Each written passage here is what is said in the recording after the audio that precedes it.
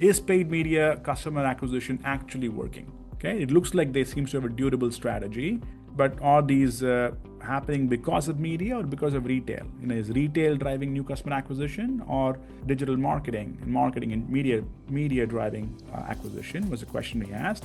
So when we looked at the decomposition results, this is obviously a summary of the results. What we found here is that for mature markets like Denmark, media drove 43%, a good chunk of new customers. Discounting was meaningful, about 30%. So the two together, about 70-80% of the new customer acquisition was because of media. Healthy baseline in an emerging market.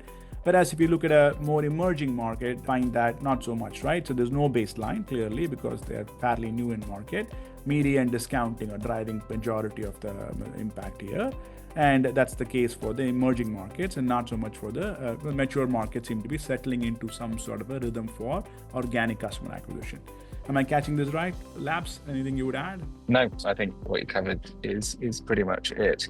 I suppose, just thinking about it from the fund's perspective, they get a load of materials and a load of data from the company and from the investment bank that are dealing with the process. Typically, they can execute some fairly basic calculations based off of that data. For example, look at the number of new customers, look at the amount that's being spent on media, approximate a rough customer acquisition costing, etc. from those pieces of data.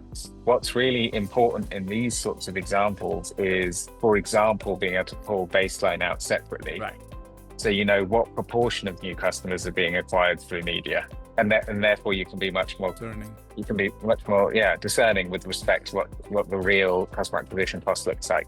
One of the practical issues in this particular example is, although in this anonymized version, in reality, sort of the core market and the second extension market, so Denmark and the Netherlands in this example, have quite a large physical border.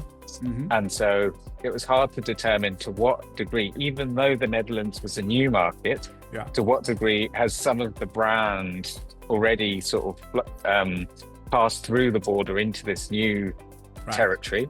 And therefore, it could have been that the baseline was actually quite large in the new territory. And therefore, the CAC was a lot poorer than we were expecting, but in this instance, it turns out that it wasn't. Not so much. It's those sorts of